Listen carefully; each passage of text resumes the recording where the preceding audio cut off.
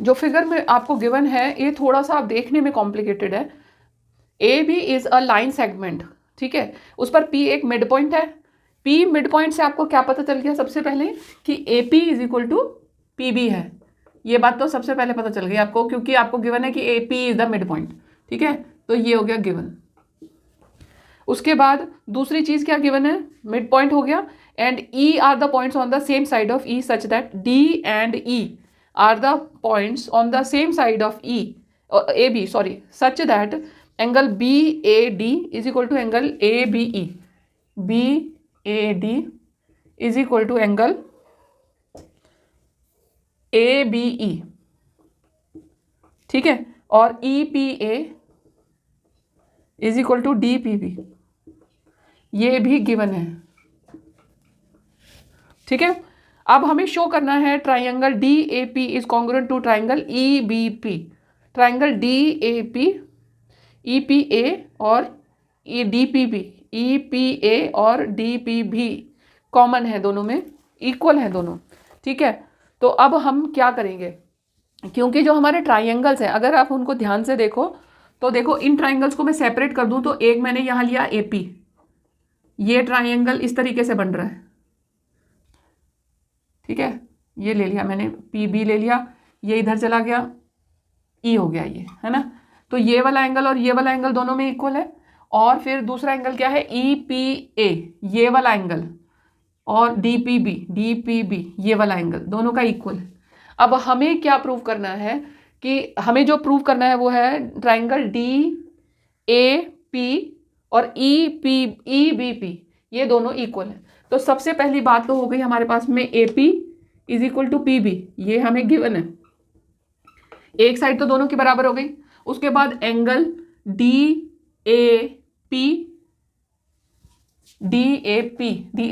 Angle B A D is equal to angle A B E, ये वाला angle इस angle के बराबर है। तो ये दोनों इन्हीं ट्राइंगल्स के तो साइड पार्ट्स हैं, तो ये दोनों भी बराबर हैं।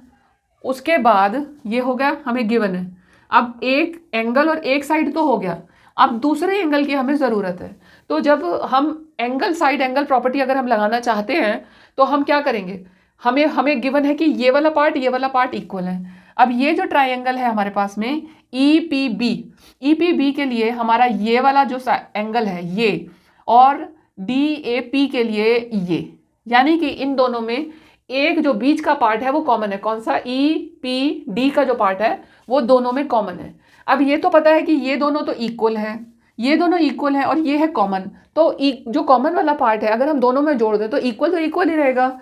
अगर मैं ये लिखूं कि angle E P A is equal to angle D P B, ठीक है, तो ये हमें गिवन है। मैंने एंगल ई पी ए में जोड़ दिया जो कॉमन वाला पोर्शन है जो मुझे चाहिए इस ट्राइंगल को कंप्लीट करने के लिए, वो हो गया ई पी डी।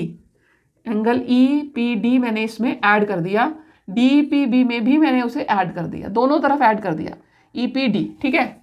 अगर इन दोनों को ऐड कर दूं तो मेरे पास क्या एंगल बन जाएगा, मेरे पास एंगल बन जाएगा E P D P A, क्योंकि मैंने ई पी ए और डी पी ई को जोड़ा है। इन दोनों को जोड़ने से मेरा एंगल बन गया यहाँ पर डी पी